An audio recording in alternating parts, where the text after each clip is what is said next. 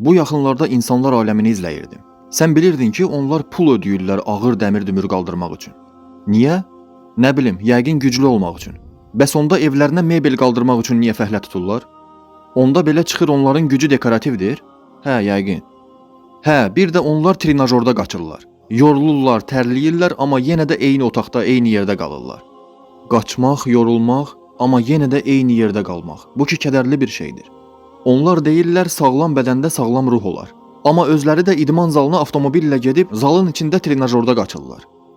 İnsanlar öz bədənlərindən təyinatı üzrə istifadə etməyi unudublar məncə. Bir də ki, insanlar yeməklərinin şəkillərini çəkirlər. Niyə? Başqa insanlara göstərmək üçün. Amma başqa insanlar o yeməyi yeyə bilmirlər. Çünki o şəkildədir.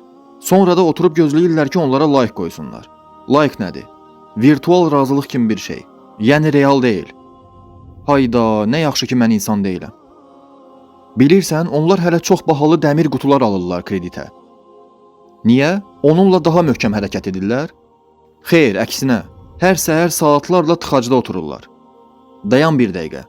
Onlar hərəkət etməmək üçün pul ödəyirlər? Hə, üstəlik tıxacda oturmaq üçün də pul verib sıvı alıb tökürlər qutuya. Subhanallah. Subhanallah.